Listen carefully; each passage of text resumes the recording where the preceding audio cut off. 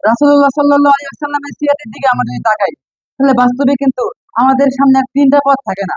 শরীয়ত কিন্তু একটা, দ্বীনে কায়েম একটা, একটাই আমাদের সিরাতে মুস্তাকিম, এর বাইরে আর কোনো পথ নেই। আল্লাহ রাসূল বলেছেন যে একটাই পথ, এর বাইরে যত পথ আছে সবগুলাই গোমরাহি।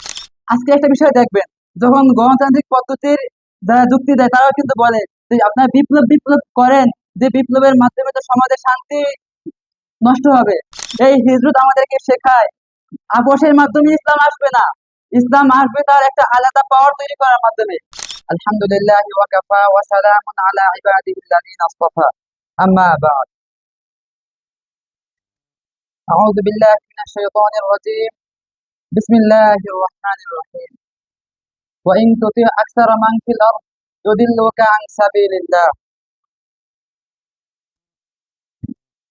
আদ্দায়ী সাহিত্য একাডেমি কর্তৃক আয়োজিত বিতর্ক প্রতিযোগিতা অনুষ্ঠানে আজকের আলোচ্য বিষয় দিন কায়েমের নববী পদ্ধতি।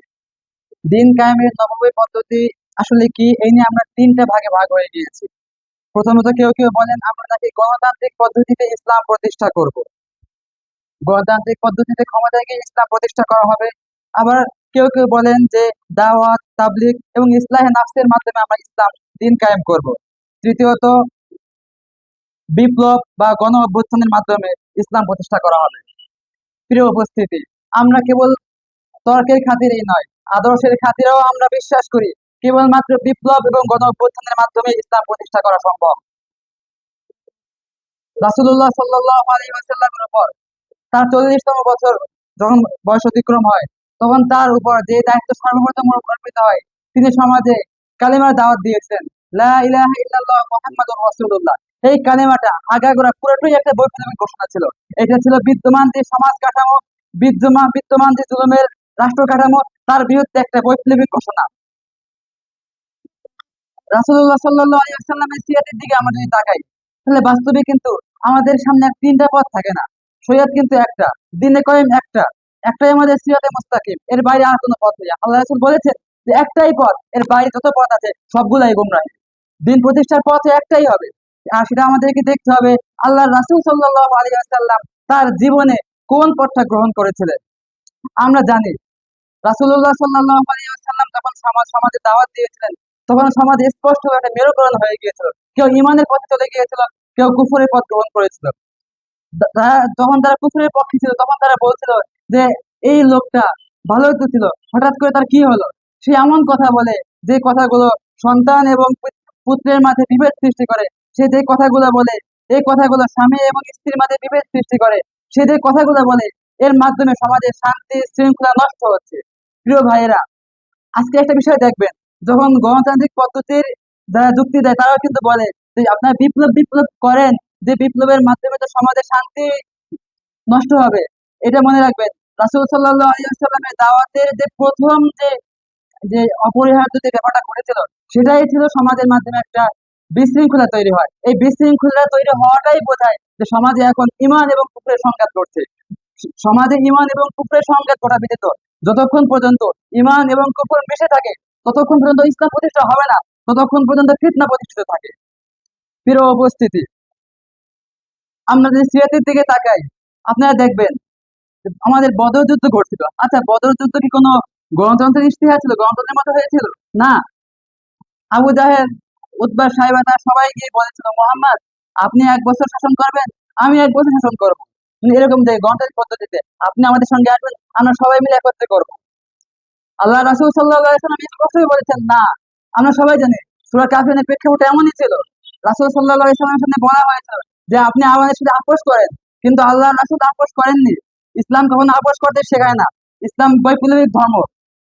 প্রিয় উপস্থিতি, আমরা জানি মক্কার 13টা বছরে আল্লাহ রাসূল সাল্লাল্লাহু আলাইহি ওয়াসাল্লাম যখন দাওয়াত দিচ্ছিলেন, তখন বারবার কাফেররা এই বার্তাটা নিয়েই এসেছিল যে আসেন আমাদের সঙ্গে একটা আপোষে আসেন, আপনি কি চান। আল্লাহ রাসূল সাল্লাল্লাহু আলাইহি ওয়াসাল্লাম তখন তাদের সঙ্গে কোনো আপোষ করেননি, বরং তিনি তখন হিজরতের পথ বেছে নিয়েছিলেন। যে পাওয়ার তিনি তৈরি করেছেন হিজরত করার মাধ্যমে, হিজরত করার মাধ্যমে তিনি মদিনায় মক্কার বিরুদ্ধে, কুফরের বিরুদ্ধে ভিন্ন একটা পাওয়ার তৈরি করেছেন। এই পাওয়ারের মাধ্যমে মূলত ইসলাম আসবে, ইসলাম তখন আপোষের মাধ্যমে আসবে না। এটাই আল্লাহ রাসূল সাল্লাল্লাহু আলাইহি ওয়াসাল্লামের হিজরতের একটা মৌলিক কারণ। প্রিয় উপস্থিতি, আজকে আমাদের কিছু কিছু ভাইরা বলছেন তারা নাকি ইসলাহে নফসের মাধ্যমে দিন প্রতিষ্ঠা করবেন। এর যে হাস্যকর ব্যাপার আর কি হতে পারে? ইসলাহে নফস কি দিন প্রতিষ্ঠার মাধ্যম? ভাই একটা দুটা বিষয় বুঝবেন। একটা হচ্ছে ব্যক্তিগত পর্যায়ে ইসলাম পালন করা, আর একটা হচ্ছে রাষ্ট্রীয় পর্যায়ে ইসলাম পালন করা। ইসলাহে নফসের কাজ ব্যক্তিগত সংশোধন, রাষ্ট্রীয় সংশোধন ইসলাহে নফসের মাধ্যমে হয় না ভাই। আপনি আজীবন সারাজীবন খুঁজেন, আপনি মুজাদ্দিদ আল ফিসানি উদাহরণ টেনেছেন। মুজাদ্দিদ আল ফিসানি ইসলাহে নফস করেছেন, রাষ্ট্রের দিকে তাকান নাই, বিপ্লবের দিকে তাকান নাই। আচ্ছা বলেন তো, মুজাদ্দিদ আল ফিসানি রাহিমাহুল্লাহ একটা সফল ইসলামের রাষ্ট্র গঠন করতে কি সক্ষম হয়েছিলেন? আপনি আমাদেরকে স্পষ্ট উত্তর দিবেন, ব্যাখ্যা দিকে যাবেন না। মূলত ইসলাম প্রতিষ্ঠা দাওয়াত তাবলীগ এর মাধ্যমে হবে না ভাই। দাওয়াত তাবলীগের মাধ্যমে ব্যক্তিগত সংশোধন, ব্যক্তিগত সংশোধনের পর বিপ্লব শর্ত, বিপ্লব করতেই হবে, বিপ্লব ছাড়া চলবে না। আমরা এটা বলি না যে ইসলাম ছেড়ে দাও, ইসলাম তো লাগবে, কিন্তু ইসলাম দিন প্রতিষ্ঠার মাধ্যম না, ইসলাম ব্যক্তিগত ব্যাপার, এটা আমাদেরকে বুঝতে হবে। আমরা আজকে ব্যক্তি বুঝি না, সমাজ বুঝি না, রাষ্ট্র বুঝি না, আমরা ব্যক্তি রাষ্ট্র সমাজ তিনটাকে একাকার করে ফেলেছি। প্রিয় ভাইরা, আবার আমাকে আরেক দল যে আমাদের গণতান্ত্রিক পদ্ধতি যারা গ্রহণ করেছে তারা আমাদের উপরে অভিযোগ করেছে যে রক্তপাত করে নাকি ইসলাম আসবে না, তারা আপোষ করে ইসলাম আনবেন। আচ্ছা ভাইরা, আচ্ছা পৃথিবীতে কোন পরিবর্তন এসেছে আপোষ করে? আপোষ করে কোনো পরিবর্তন আসে না। আফগান পরিবর্তন এসেছে, আপোষ করে এসেছে। পৃথিবীর কোন পরিবর্তন আপোষ করে আসে? ফ্রেঞ্চ বিপ্লব দেখেন, এটা একটা অনইসলামিক বিপ্লব, তবুও সেই বিপ্লবটা কিন্তু আপোষ করে আসে নাই। আপোষ করে কখনো কেউ কোনো অধিকার পায় না। অধিকার বুঝে নিতে হয়, অধিকারের জন্য রক্ত দিতে হয়। আল্লাহ রাসূল সাল্লাল্লাহু আলাইহি ওয়াসাল্লামের যুদ্ধ বলে জিহাদ করে এই প্রমাণ বহন করে যে আপোষ করে ইসলাম আসবে না। ইসলাম প্রতিষ্ঠা করতে দেয়, সমাজে শান্তি প্রতিষ্ঠা করতে দেয়, সমাজে ইনসাফ প্রতিষ্ঠা করতে দেয়, রক্ত দিতে হবে, রক্ত ছাড়া এর কোনো বিকল্প নেই, এখানে রক্তপাত করতে হবে। তারপর আপনারা বলেছেন যে আমাদের ভূরাজনৈতিক বাস্তবতায় নাকি গণতান্ত্রিক পদ্ধতি সম্ভব না। আরে ভাই, ভূরাজনৈতিক পরিস্থিতি নিয়মিত পাল্টায়। আমরা যদি যুক্তির দিকে তাকাই, তাহলে আমি তাকান যে আফগান কিভাবে বিজয় হয়েছিল, কেউ কি ভাবতে পারছিল তার ভূরাজনৈতিক দিকটা অনেক ভালো ছিল? সে তো এমন একটা অবস্থানে ছিল যেখানে ইন্ডিয়া তাকে সহযোগিতা করবে না, ইরানও দেখা গেছে বিরোধী সহযোগিতা করছে, পাকিস্তান সহযোগিতা করেছে আমেরিকাকে। ভূরাজনৈতিক বাস্তবতার দিকে তখন তারা তাকান নাই, বরং তারা তাদের মধ্যে কাজ করেছেন। বিজয় তো এসেছে। আপনারা বলেছেন সেকুলার ও গণতান্ত্রিক কাঠামো নাকি বিপ্লব হতে দেবে না। এটা আমি জানি ভাই। কুফর কখনো ইসলামকে চায় না ভাই। সেকুলার ব্যবস্থাটা কুফর, গণতান্ত্রিক ব্যবস্থা কুফর। সে সর্বশক্তি দিয়ে চেষ্টা করবে যাতে করে দেশে ইসলাম না আসে, যাতে করে বিপ্লব না আসে। কিন্তু কুফরের বিরুদ্ধে দাঁড়িয়ে তো আমাকে কাজ করতে হবে। কুফরই আমার প্রধান শক্তি। শত্রু তো আমাকে কখনো আমার কাজ করতে দেবে না। আপনার এটা কেন বুঝেন না? সে আমার শত্রু, সুতরাং শত্রুর বিরুদ্ধে আমাকে জয়লাভ করতে হবে। এটা ভালো করে বুঝবেন। সেকুলার সেকুলারিজম এবং গণতন্ত্র দুইটাই মূলত 1950 সালের পর থেকে পশ্চিমাদের উপনিবেশের নব্য একটা হাতিয়ার। এর মাধ্যমে আমাদের বিপ্লবী যে অবস্থান, আমাদের বিপ্লবী যে আকাঙ্ক্ষা দিচ্ছে, এর মাধ্যমে এর মধ্যে নষ্ট করা হয়। গণতন্ত্রের দিকে তাকান, গণতন্ত্রের দিকে কি কি হয় আমরা সবাই জানি যে গণতন্ত্রের প্রধান কাজই হচ্ছে আমাদের যে চেতনা আছে, যে আগ্রহ আছে, সবকিছুকে নষ্ট করে ফেলে। আপনি বলছেন গণতান্ত্রিক পদ্ধতি ইসলাম প্রতিষ্ঠা করবে, আপনাকে এই ইতিহাস জানেন? প্রায় 50টা বছর আগে যখন পুরো পৃথিবীতে গণতান্ত্রিক পদ্ধতি শক্তিশালী অবস্থায় প্রতিষ্ঠিত হয়েছিল, তখনকার আলেমরা বলেছিল যে এই যুগে এখন অন্য কোনো পদ্ধতি গ্রহণ করা আমাদের জন্য আত্মঘাতী হতে পারে। তখন তারা ভাবলেন কি, যে আমরা এখন গণতান্ত্রিক পদ্ধতি অবলম্বন করে ইসলাম প্রতিষ্ঠা করবো। তারা ভেবেছিলেন। আচ্ছা, আপনি 50টা বছর দেখেছেন, এই 50টা বছর আমরা দেখেছি যে গণতান্ত্রিক পদ্ধতিতে আজ আজ পর্যন্ত কোন রাষ্ট্রের পরিবর্তন হয় নাই, তবে একটা পরিবর্তন ঘটেছে। যারা বলেছিল যে গণতান্ত্রিক পদ্ধতিতে আমরা ইসলাম প্রতিষ্ঠা করবো, এরাই পরিবর্তন হয়ে গেছে। এরাই এখন গণতান্ত্রিক পদ্ধতির ভাষায় কথা বলে, এরা এখন লিবারেল ডেমোক্রেসির জায়গা থেকে কথা বলে, এরা এখন আর ইসলামের কথা বলতে পারে না।